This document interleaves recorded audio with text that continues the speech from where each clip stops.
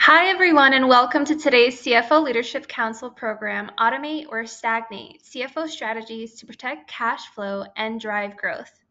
Thanks to all of you for making today a priority in your busy schedules, and a very special thanks to OnPhase, today's exclusive webcast sponsor.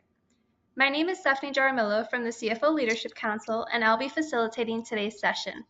A quick shout out to my wonderful team member, Nancy, who's working her magic behind the scenes. Before we get started, just a few housekeeping items. Your lines are muted. However, we encourage all of your questions. Type them into the question area on this platform, and I'll ask the questions on your behalf. Today's program qualifies for 1 CPE. To receive credit, you must be a current council member and answer all 4 polling questions. Also, when you sign off today, a quick survey will pop up. Please rate your experience, as your honest feedback helps us reach further. If you are not a current CFOC member and are interested, let's connect. There is no need for you to hunker down and face these challenges alone. Annual membership gets you instantly connected with 2,500 finance peers, includes our monthly members, only forum, virtual roundtables by industry, and so much more.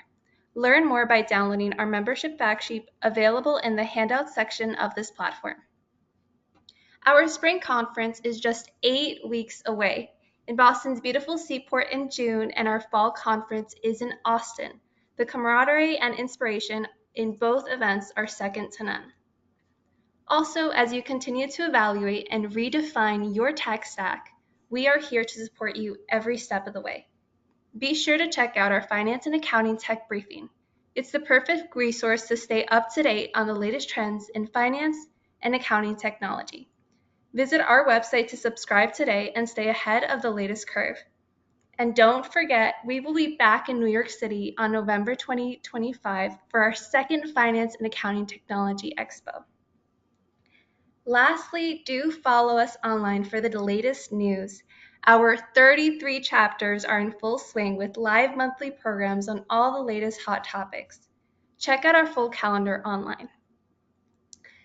Speaking of hot topics, let's shift gears to the big reason we've gathered. A warm welcome to Christina Sensati, Vice President of Sales, and Ryan Jackson, Solution Engineers from OnPhase.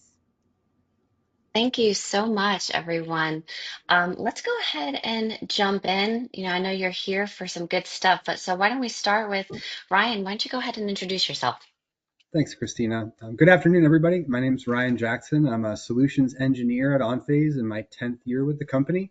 Excited to see the great audience we've gathered here today and show you all how OnPhase is helping organizations automate their financial operations and embrace technology. Thanks, Ryan. Hi, everyone. I am Christina Sansonetti. As Stephanie shared, I'm the VP of Sales here at OnPhase. I've spent most of my career working with finance leaders like you across industries, growing businesses. And look, I definitely understand the pressure you're all under, but here's what I want you all to know. The most forward-thinking CFOs we're working with, they're not just adopting automation, they're using it to really fundamentally change how finance operates. So think not just faster, but think smarter. Secondly, here's what I want you to feel, all right? You're not behind. It's really important.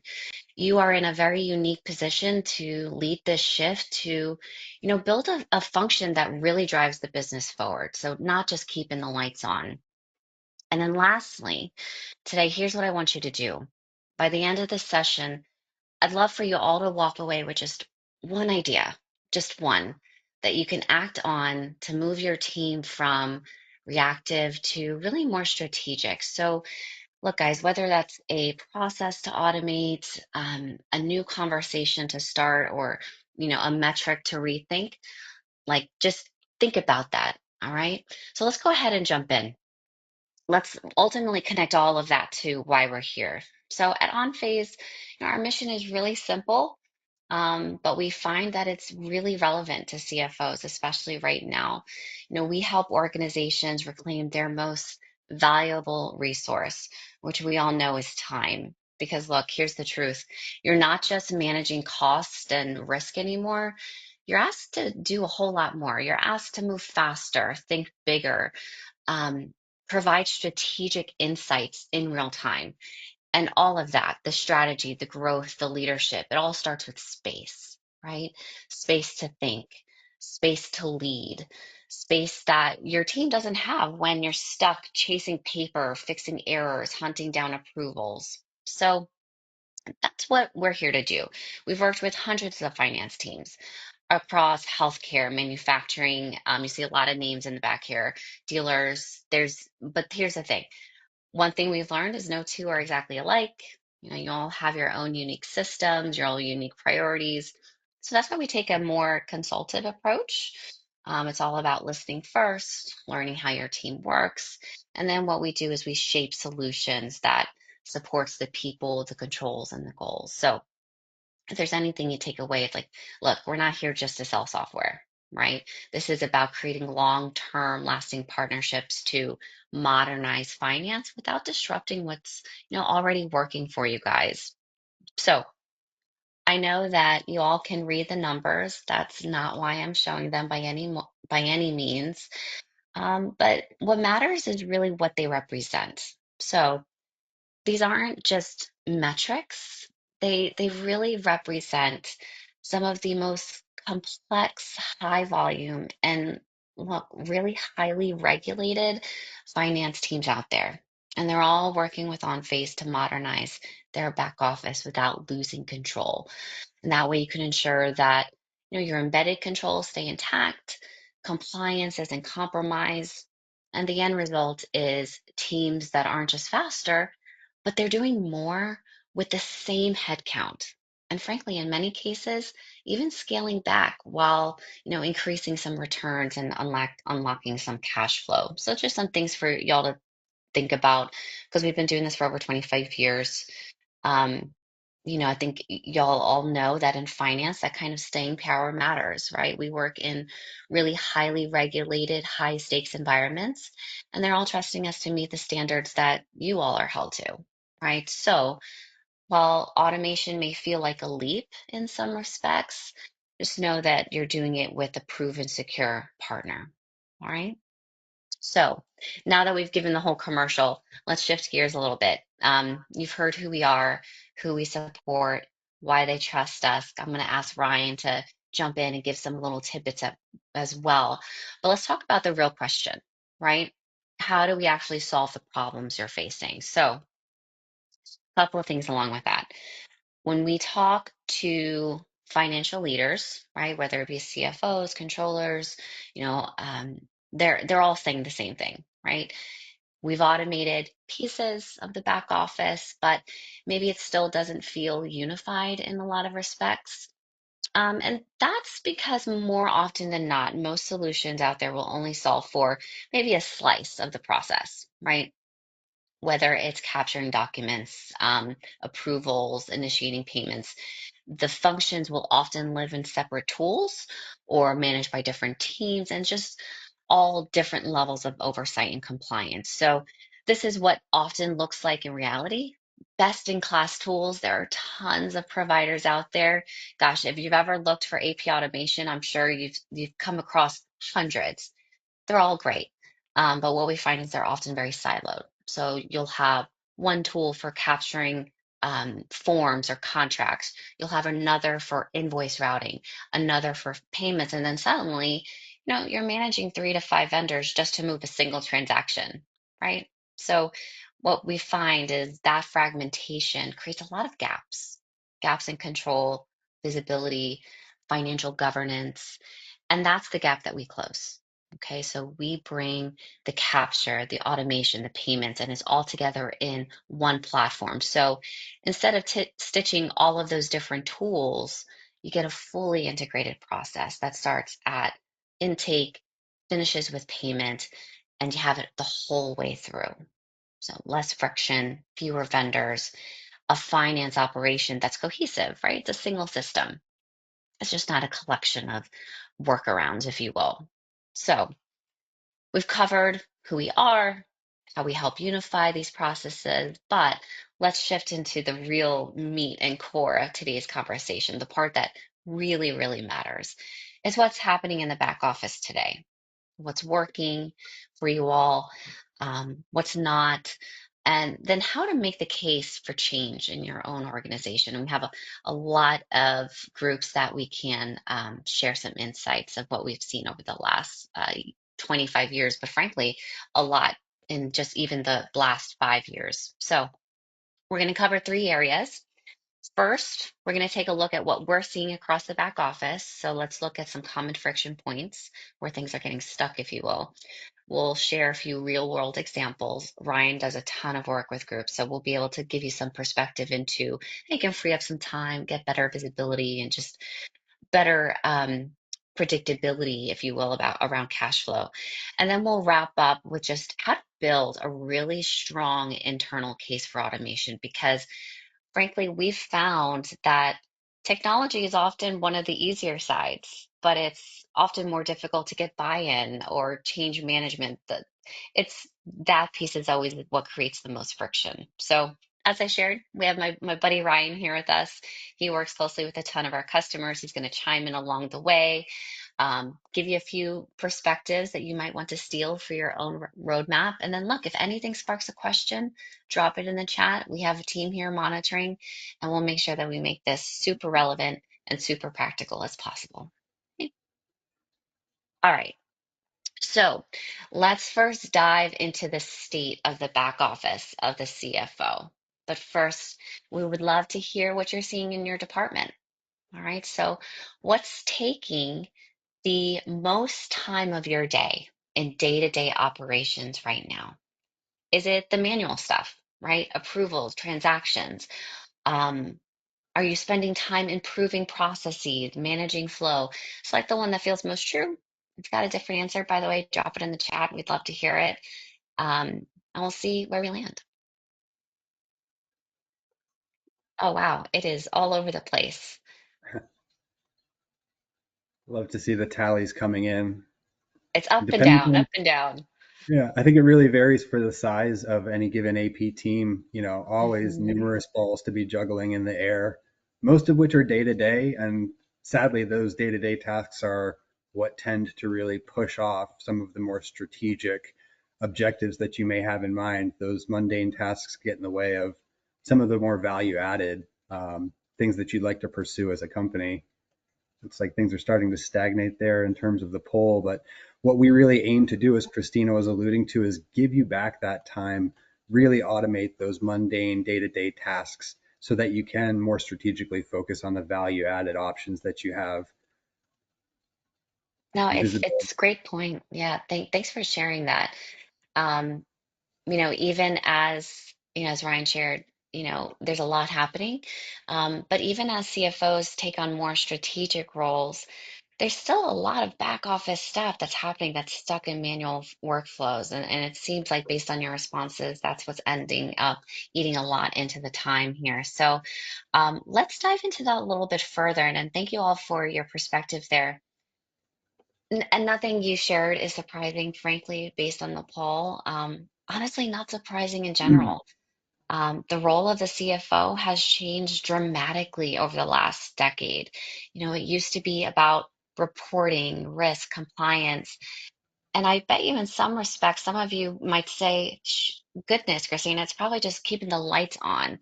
But now CFOs are really at the front line. I'll tell you, even in our own company, our CFO, he is on the front line, not just safeguarding the business, but really helping steer it, right? You're expected to be proactive. You got to make sure that you are spotting risks before they become problems. You're all using data, certainly, but it's beyond that. You're not just protecting assets, right? You're expected to create value, drive growth. And I bet you if I could see you all, some of you might be nodding your head right now and saying, yeah, I'm doing a lot of that now more than I ever did before. And we hear it all the time. Ryan, I'm curious, anything you'd add based on what you're hearing? Yeah, not the happiest topic, but I mean, a lot of the historical concerns that we've heard, over the 20, 25 years that we've been in the industry still persist. I think more common lately are, making data-driven decisions as a primary concern for CFOs and other financial leaders. Cybersecurity, fraud prevention, always kind of top of mind, something to be Hmm. aware of and trying to avoid. And then of late, the economic uncertainties really around inflation, recession fears, things of that nature. I think what we see in terms of things coming together is a trend towards solutions like OnPhase that truly track and report on the entire P2P process. They make forecasting and reporting a lot easier for the teams, identification of trends, and they all enhance security. That's really the foundation that we're built on here at OnPhase.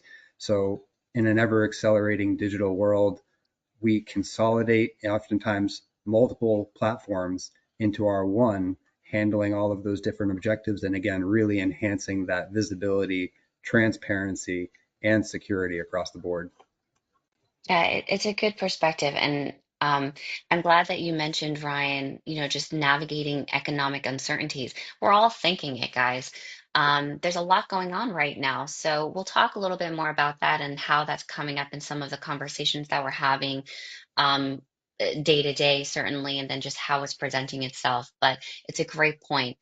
Um, in a lot of the cases as well, the way things are running today is actually adding risk, right? So we'll look at that too. But let's look at that a little bit more in terms of what it looks like in practice in some of the most common areas that we see. Um, first and foremost, and I keep going like this, guys, because I have two screens, so I apologize if I'm looking away, but this probably feels familiar to a lot of you. Even with this push towards digital, right? Most finance teams, let's be honest, they're still juggling a mix of paper, spreadsheets, outdated systems. Everyone's trying to move off paper. The reality is, I think we can all agree, is they're still stuck with some partial automation. We talked about disparate systems. You might have OCR in one area, you might have a workflow tool in another. The rest might just be held together by email and some, hope, right? But that kind of setup, we know it's not just going to slow you down. It creates a lot of issues, exceptions, duplicate efforts. It definitely pulls your team away from a lot of the strategic work that you're actually being asked to lead. So we find that it's teams are usually somewhere in between. I know, Ryan, I was thinking this makes me think of an example, five-star senior living. You worked with that group, no? Right. Yep. And it does bring up that that's a good example, five-star senior living. And it's kind of going to outline some of the sticky situations that organizations who start to take a step towards automation find themselves in when it's that partial automation that doesn't really fully encompass your main objective. So, five-star senior living, they've worked with OnPhase for a number of years. When they came to us, they had 260 different facilities nationwide. They were already receiving the majority of their invoices electronically, but the problem there was they were utilizing a tool at that point for OCR that was template based. If you've ever had experience with a template based OCR application, minor changes can cause major disruptions. And that's what they really came to find once they were already utilizing that tool. So their template OCR led to an unprecedented amount of exceptions that their team was really tasked with having to overcome. It led to, as you're well aware, a lot of keying in of data, really taxing the team and in turn taxing their suppliers as well. So when they made the switch from that product to OnPhase's industry leading OCR technology, we work with AWS, and what makes us unique is our human in the loop component. Their errors came down almost immediately to just 10%. So much reducing, the amount of time and effort that their AP team was spending. It definitely made their suppliers happy and content there. Accelerate to today, they've gone from those 260 facilities to over 400. They have about 20,000 invoices monthly. And at this time, you can imagine the amount of work that we've saved Right. based on the automation, the amount of time that they've really been able to devote to other more strategic tasks in that regard. Yeah, the way you describe it, Ryan, is something that I tell groups all the time. Like, look, if you are making the investment in automation, solve the whole problem, right? Don't solve 80% of it. Automation isn't a significant investment. Let's make sure that we're solving the problem at large and not creating more work from that perspective. Let's go to the next one because this is one of the biggest challenges we hear, which is visibility. And visibility means a lot of things. Visibility into cash flow, bottlenecks, as Ryan was sharing, errors or exceptions are happening before they snowball. If you cannot see it, you cannot fix it. And it makes it really hard to lead, right? You can't react, you can't plan, you can't have meaningful conversations. I know even I know I'm not a financial leader, I'm not a CFO, but I am tied to revenue. So if I can't see the data, I don't know what's going on in the business. I was actually talking to a CFO just the other day who's like, Christina, I just need to know where we stand. Not not what the system said, but what was actually in the bank, what was still sitting, right? What we haven't processed. I want to know where my cash is. So imagine trying, I sat back, I was just like, holy cow, imagine this guy trying to make a budget call when his that picture is really murky, right? And that stat here, it really backs it up. More than half of CFOs, they're spending more time now on performance management than they were a year ago. So the pressure's up, guys, right? Without the right level of control, it just becomes noise. And I think there's a customer we work with, Yum Brands. You may not know them as Yum Brands, but you probably know a lot of their restaurants. But I think Ryan, they're managing 14 or 15,000 invoices a month. Is that right? It was 14 when they came to work with OnPhase. And yes, if you're not Okay. familiar with Yum, think all of those, vendors that make you say Yum, Pizza Hut, Taco Bell, KFC. Um, they had Love it. 55,000 worldwide locations when they started to work with OnPhase. I checked this morning, there are over 61,000 current day. So obviously, a customer that's always growing, and always, extending the amount of invoices and payments that they're processing. When they came to us, they did have a partially automated process, but again, partial automation does not really bring you the value that you're seeking. Their invoice to payment cycle was 18 working days. So that was really prohibiting them from That's a taking long advantage. time. Yeah, I mean, when it's that length of time to process invoices, it's certainly difficult to take advantage of things like early payment discounts, which was one of their goals. When they came with OnPhase, they expressed to us four main goals that they had. And again, with an organization that wide and expansive, it makes sense. They wanted to consolidate their global accounts payable operation.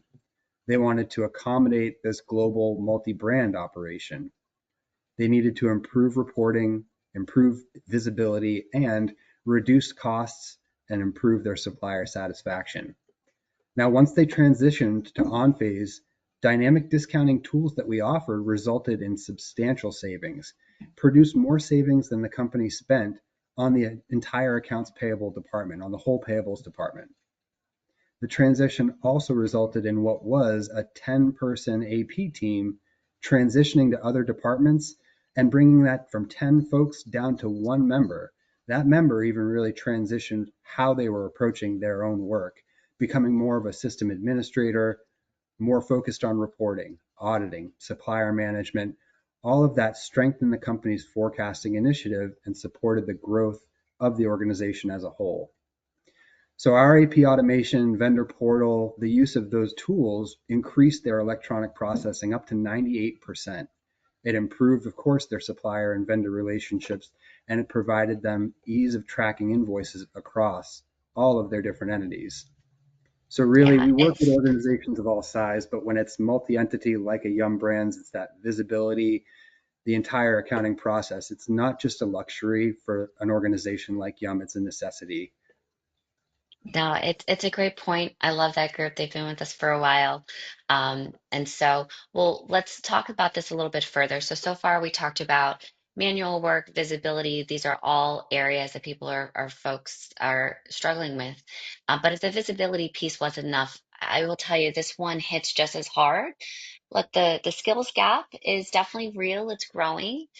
Teams are trying to keep up with more work. We think about Young Brands, their invoice volume, quadrupled, right? And if you're struggling to hire and retain people who actually have the skill sets to do the job, it's going to be a lot more difficult. You also have roles that are changing, tech's evolving, and let's be honest, the expectations on finance haven't slowed down, and they're not going to. I'm sure you all feel it. You got new financial professionals coming in. Another piece that we hear quite a bit is we actually also have at the same time, it's interesting. I'm sure some of you are thinking about it or come across it. We're at this interesting crossroads where folks are either leaving and then at the same time you have people retiring. So you have this kind of dichotomy of workforce going on right now. And it's really hard to keep up with that. Investing in upskilling, right? We actually found Gartner, they found that the number of skills needed for a single job has increased by 10% year over year, which is wild, right? Because I don't know about you, but most teams I talk to don't have time to breathe, let alone, learn a new platform or process from scratch. So the thing is here, I think the takeaway is it's not just about hiring. A lot of teams are walking a really fine line right now between newer staff ramping up and that tribal legacy employee heading out the door. Tribal knowledge comes up all the time. Ryan, this makes me think of Dep's company and the tribal knowledge. Would you share some perspective there? And believe Yeah, it was some like an AP clerk, right? it was an AP clerk who was eyeing retirement, as many that we speak to day, they express this same need, whether it's somebody who's on the horizon of their career and seeing their retirement coming closer and closer, or just the poor AP team members who have trouble getting away from the office to take a vacation because they're so integral to the process. That nuanced understanding, that tribal knowledge that typically lives in their heads, if not in sticky notes around the monitors of those AP team members. And, it really is OnPhase, I think, is the perfect solution for those new team members, those up and comers who are used to technology being in place to handle needs, as well as those long term employees who are more accustomed to the manual processes. Our product really brings the two worlds together in a intuitive platform where more of the technically inclined folks can get right to the process, really acclimate to the product, and those more seasoned team members who really adopt it much more so than other solutions, because we take all of that tribal knowledge, all of that know-how, and we implement it, build it into the platform. So it's kind of second nature, just automated for them. Yeah, it's a great point. And look, by the way, this goes way beyond finance. I know even, in our business, on my team, like we're constantly thinking, all right, how do we systemize what's in so and so's head, right? Mhm. And these are things that is really important for us to work through because it can be a problem. Um, this piece I want to kind of slow down a bit on because this is probably one of the more honest conversations that we've been having with financial leaders lately. Some during Zoom meetings and, sometimes just sitting around, having coffee, because I imagine some of you are having them internally, and that's around headcount and efficiency. Um, there is real pressure right now to do more with less, right? And there are some really hard decisions being made, whether that's reducing manual work, whether it's reallocating roles, or simply figuring out how to scale smarter without growing the team. So what we're finding is automation has become more than just, hey, this is about process improvement. It's being used as a lever to control costs, especially when you can consider that. I mean, we've done the math. We do the cost justifications all the time. Invoice processing can cost sometimes over $10 to process one invoice without automation.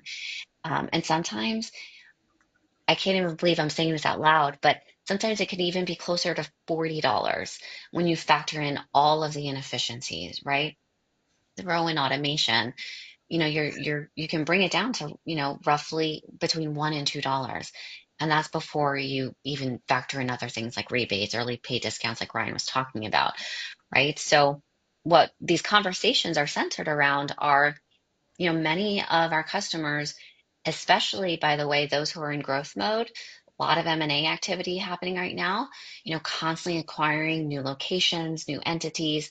The stakes are even higher, right? So um, this is a real conversation, something that I always encourage folks like, hey, think about this. Where are hidden costs draining your budget? And how can you use technology to mitigate that, right? I mentioned dealers and M&A activity. Um, this actually makes me think of, I'm sure you've flown their airplanes before, Delta, Ryan. I believe they were able actually even be able to reduce staff, no? Yeah, early in our relationship with Delta, we love to fly, and it shows. They had 10 full-time team members that were quickly, reallocated or able to be offset by the usage, the automation that we provide. And really lately in the space for dealerships and the trucking and logistics companies that we've started to really work with in a high volume, mergers and acquisitions are so common. Having a solution like OnPhase that can really easily absorb an organization merger and acquisition wise and adopt their processes, adopt the addition of invoices from a volume standpoint without really missing a beat is something that's very valued to those sorts of dealerships. Yeah. And it's not restricted to Steelers. There's M&A activity happening Of across the course. board. So just think about that. It's real, and it's definitely part of the overall strategy. Um, and the last piece is, let's just do a little quick time check here. Let's just talk about fraud for a minute because it's one of those things that's really easy to overlook, unfortunately, until it isn't. Look, without internal controls, I think it's pretty cut and dry. You're going to have more opportunity for risk. We see it coming up more and more, manual email-based processes. I mean, it seems so obvious, but it creates blind spots, especially when it creates, or excuse me, comes to vendor updates, invoice approvals. As you can see here, over half of finance leaders, they report experiencing some type of fraud attempt in the past year. And the sad thing is a third aren't even sure, right? That uncertainty alone is really, really telling. So, as fraud tactics become more sophisticated, we're finding that, look, financial leaders, they're taking a really harder, or in other words, just a harder look at process integrity, right? And to circle back on the last note, especially as they scale or go through an M&A activity, because as your volumes continue to grow, as everything grows, the risk grows. It goes hand in hand. So um, curious what it reminds me of Macy's. You Mhm. may or may not have heard this in the news, but maybe Ryan, you can give a little color there. It's Yeah, not it a goes customer back. of ours, though.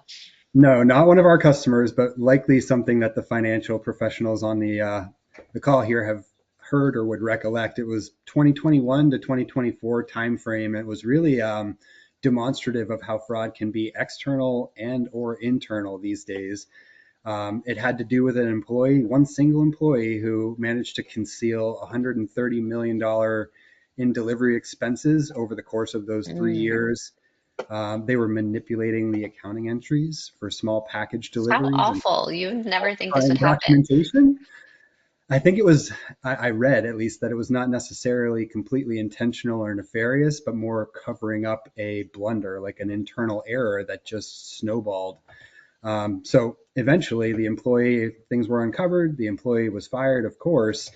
And after, years, 3, 4 years, Macy's recovered a significant chunk of the money. 257 grand is nothing to bat an eyelash at, but there's still Mhm. hundreds of thousands of dollars out there. And again, it highlights how fraud comes in different flavors these days. One of our, again, not customers, but prospects, a couple of months ago was speaking to payments automation, and they were recounting how on the day after they had put dozens, if not hundreds of checks in the mail to send to their suppliers, a couple of individuals had ridden down the interstate from one side of the state to the next, knocking over those blue USPS mailboxes and they Can't believe had that. hundreds of checks tampered with in that process. So I hope none definitely, of you are nodding your head and hope this hasn't happened to you, but it is happening. So it's something to be mindful of and making sure that you have that process integrity. So let's close this out here with our next poll.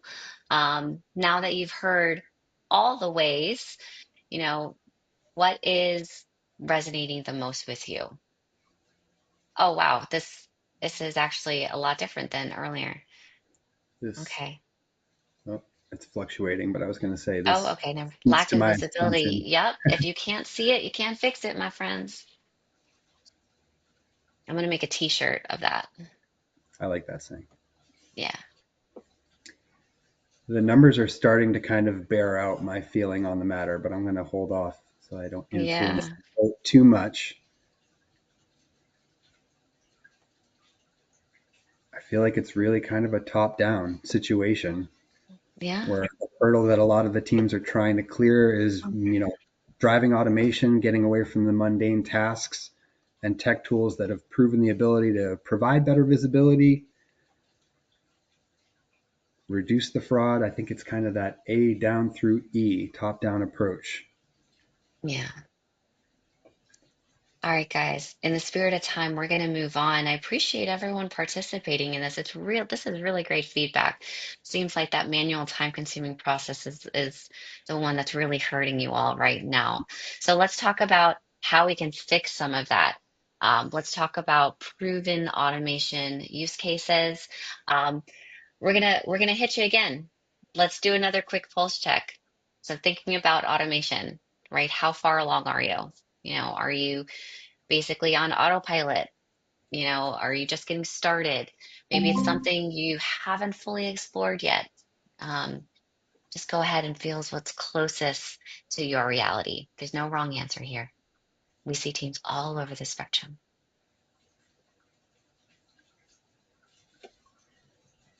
Oh, I love how honest you guys are being. It's okay if you're low. That's okay. Maybe after this webinar, you'll feel a little bit differently. Oh,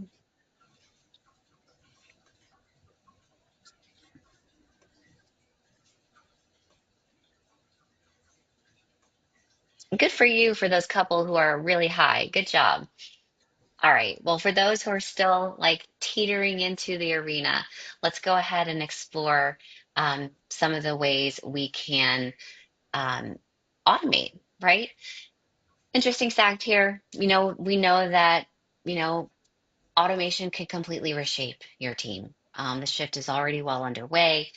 The conversation has really moved from should we do this to oh my goodness, how fast can we scale this across the business? So why don't we walk through each use case, um, Ryan, and just talk a little bit about what it means for the different personas.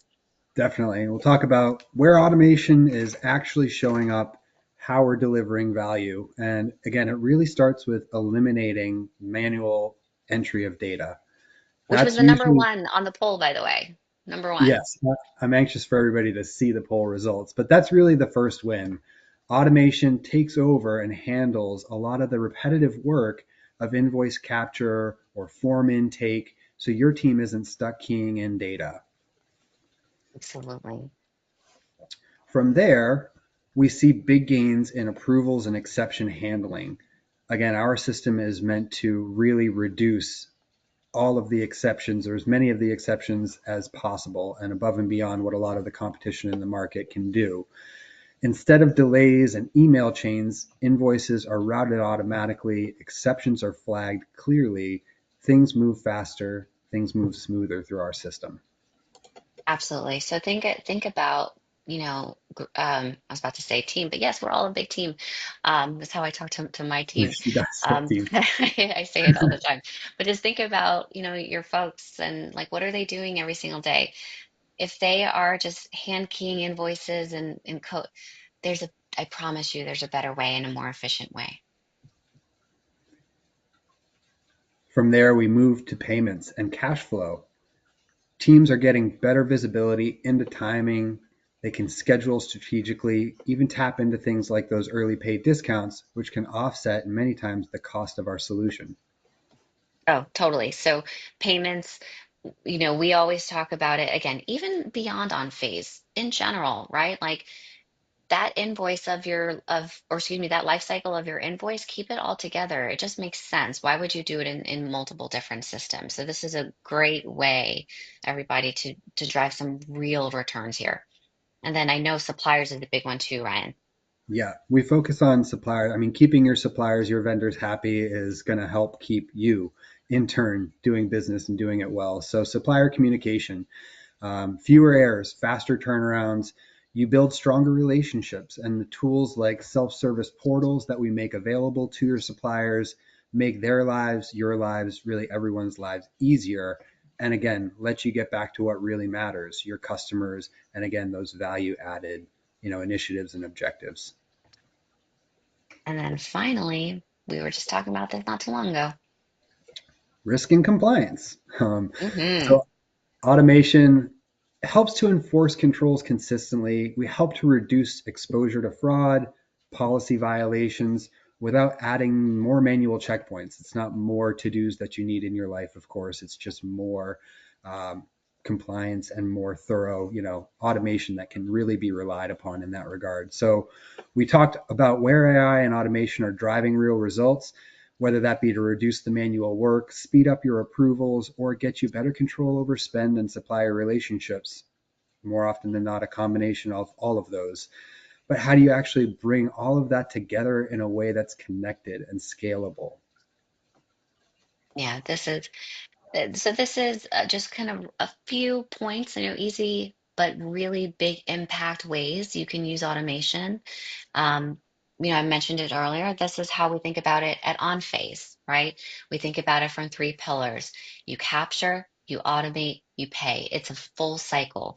You got to get your data in, whether it be with AI, OCR, online forms, to automating workflows, in AP, AR, supplier management, all the way to actually making the payment and billing customers. It is truly one connected system.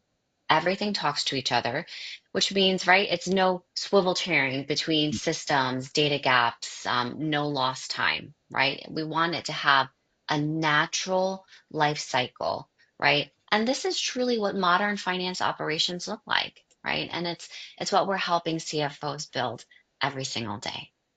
All right. So let's move to the final piece of the conversation today. We talked through the why behind automation, where it's delivering real results, certainly. But then the next question I mentioned earlier, everybody, was, how do you make the case internally? This is arguably probably the more challenging piece of the process. The technology is usually the easy part. It's, hey, how do we get people to, get in more? Is it, let's see. Oh, someone's sending me a message and I can't. There we go. All right. So, um, we're going through to walk through next how to frame this opportunity, right, in a way that really, really resonates. So let's just focus on a couple of things.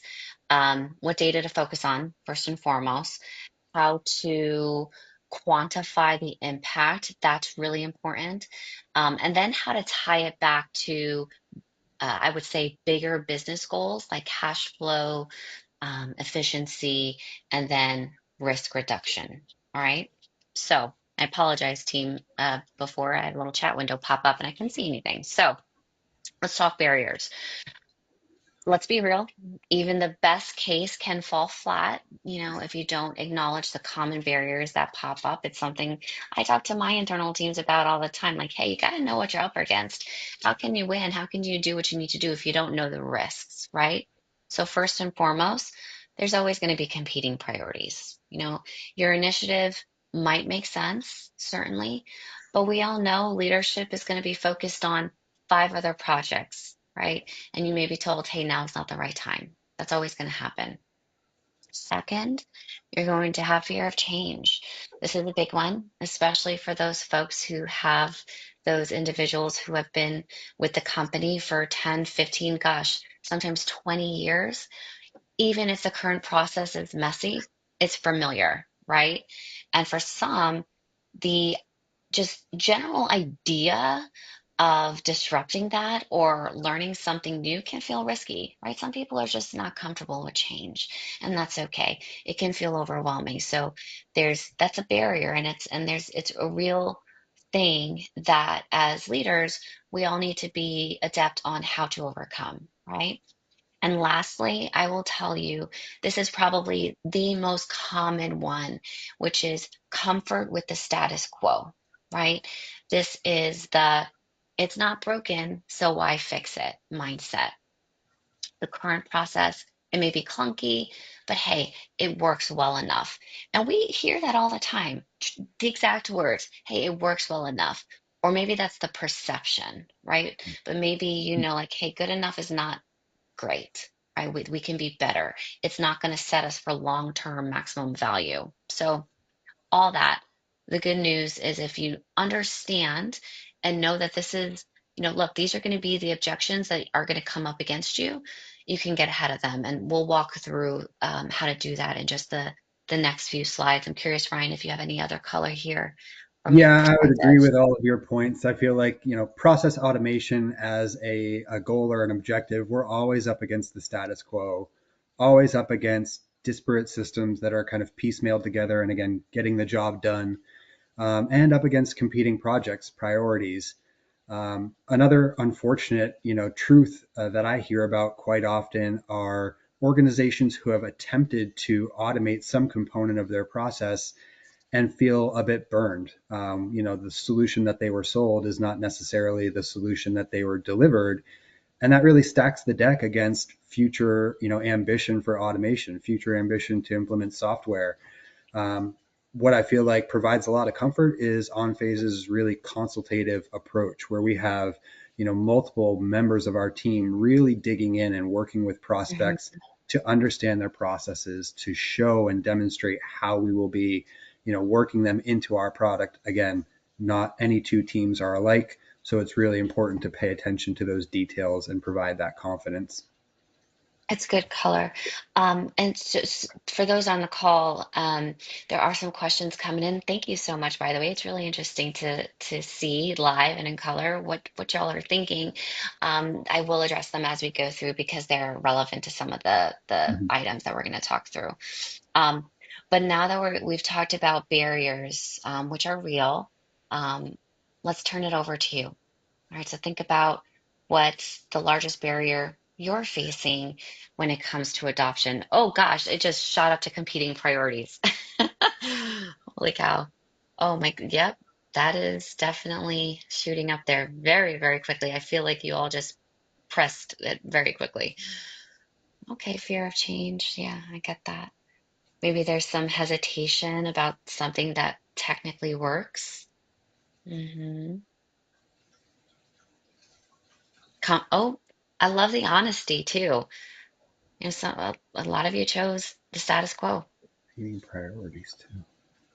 hmm I think one of the whichever is the most pressing fear for your organization, however you're responding, one of the great attributes of OnPhase is the scalability of the platform, where organizations who are ready to automate their invoice processing, their payments, ready to convert paper or PDF fillable forms and workflows to the digital approach, even just storing and seeking out documents in a true document management solution, you really have the ability to test the waters at your preferred pace.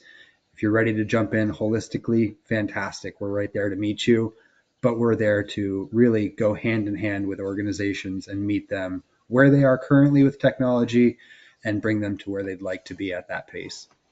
It's a great point. I mean, it's all about whoever you work with. Think about it's all about long-term partnerships, right? And that actually brings us to the next point, which is, all right, let's just say, you're making the case for automation. So the first thing that you've got to do is step back and take a real honest look at your current state. right? So if we start in this first box here, what struggles are happening in the department. And I really encourage everyone, really think about this because this goes beyond just saying, yeah, we're short on time, or Annie is spending so much time on invoicing and things of that nature. Yeah, that all may be true, but it's really important that you take it another layer deeper and think about what's happening downstream, right? What is that downstream impact? Are slow approvals impacting your ability to close the books on time? That happens. Are you missing out on early payment discounts? Are people, this is a big one, you know, be real. Are people doing manual work that could be automated, right? Instead of spending time on maybe more strategic analysis work, it's that downstream impact, and that's where the pain gets real, right? So think about that. Take an honest look, take an honest inventory, and talk to them, right? A lot of times your teams know, we fail sometimes to talk to our teams about this because they know more than anyone. So on to the second one. Are there any other projects in queue? This is a big one. You know, you all just responded to, what's impacting you doing this, and majority of you did say like, yeah, competing priorities. You're not the only one who's asking for time. You're not the only one who's asking for budget, right?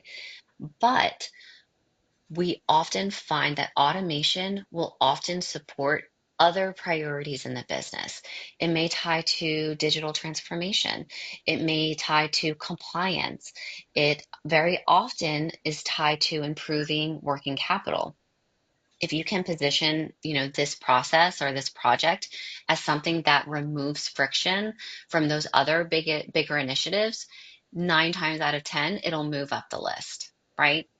And then finally, think about, are there systems or tools already in place to account for? One of the questions that came through was, hey, how does this work with ERPs?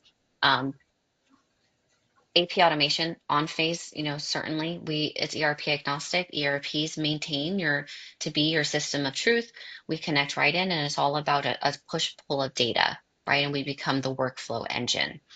Um, and this is where you can build momentum, right? Certainly, you want to be mindful of overlap.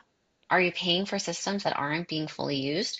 I was just working with a group last week where they had three different invoice ingestion tools. Now, that's not the norm, right? But that's crazy, right? Are there tools you can integrate instead of replace? So just think about the broader ecosystem. That goes a really long way.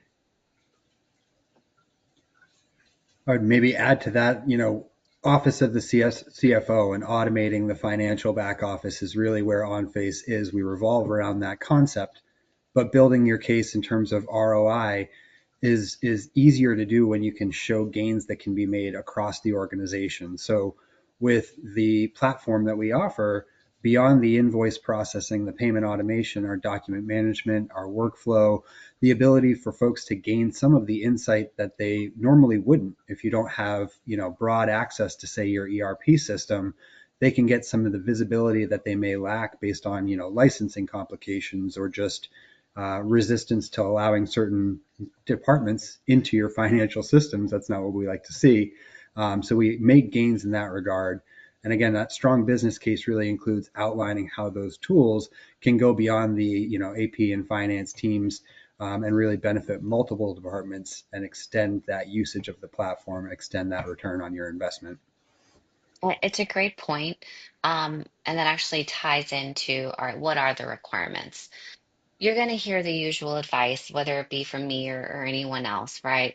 Understand the company goals, bring in the other stakeholders, map out your ideal workflow. Of course, that's all valid, right? But that's also kind of table stakes. And I'm hopeful that if you're hearing anything from this particular webinar, it's about going one layer deeper, right? Because when you're presenting this case to your CRO, or excuse me, your CEO, or if you're a controller presenting to your CFO or board, surface level planning is not going to get you very far. And these are the types of requirements that usually will move the needle internally more. The first one is, and I say this all the time, even, internally, is look, let's quantify the cost of doing nothing. Ryan was just talking about ROI, right? We all love a good ROI model, right? But what is that cost of continuing with the status quo? Right? Some of you were very honest about that and said, yeah, that's something that's holding us back. We're comfortable with the status quo.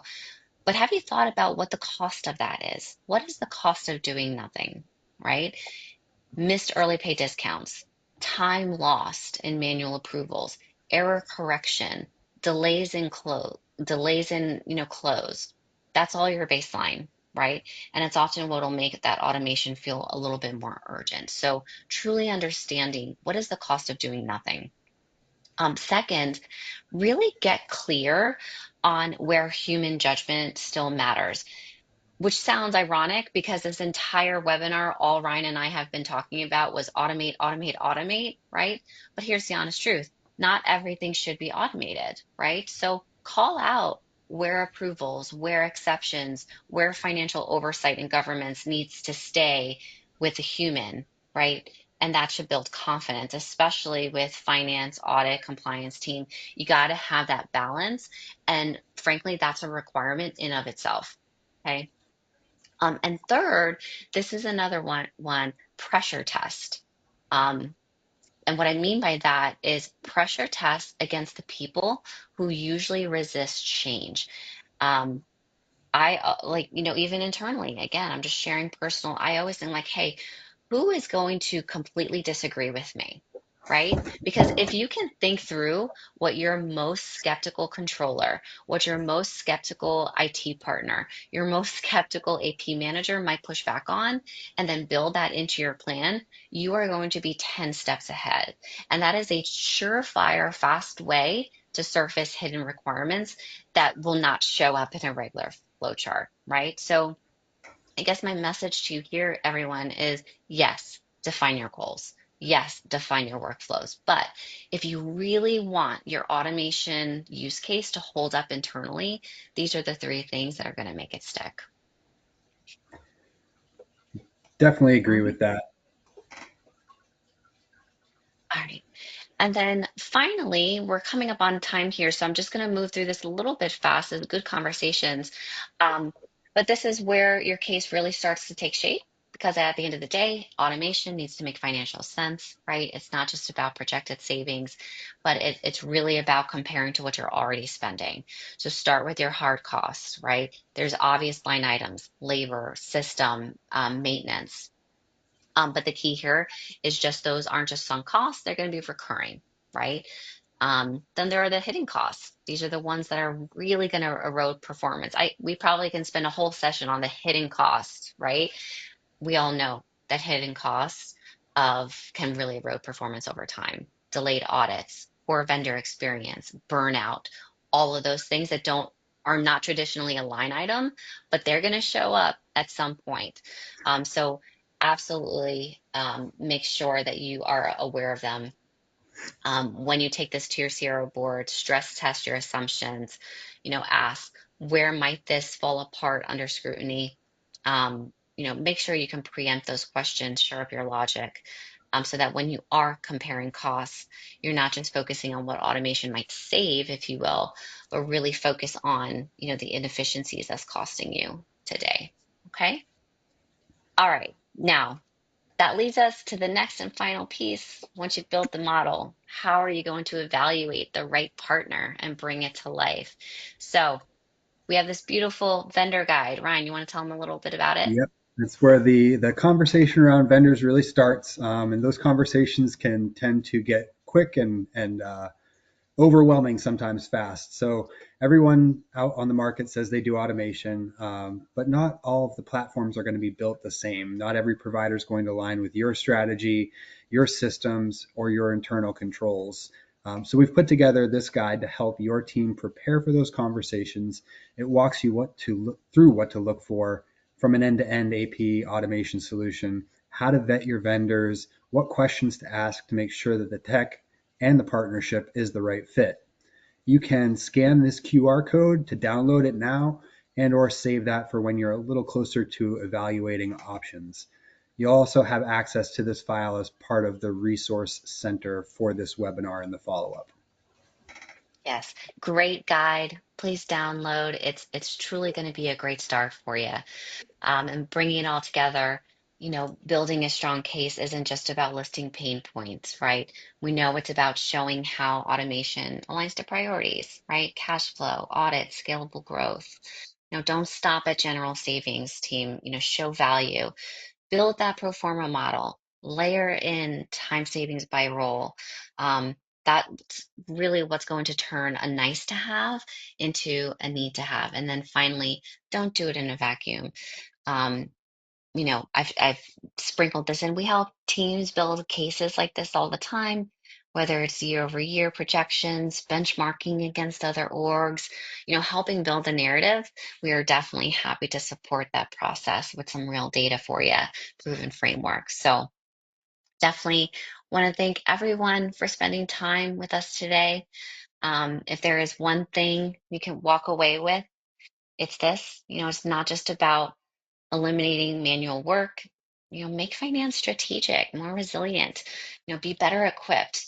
We know every org is a different stage in this journey. So whether you're, just starting to explore, you're actively building a business case, we're happy to support in any way. Thank you. Thank you all for connecting with us today. A very special nod to Christina and Ryan, and of course, the entire OnPhase team. I encourage you all to keep the conversation going, the great questions going, connect with all and any of today's speakers. Also, keep an eye out for our post event email, which will include a link to the full recording, the slide deck, and more info on OnPhase. This does conclude today's program. Until next time, stay well and stay connected.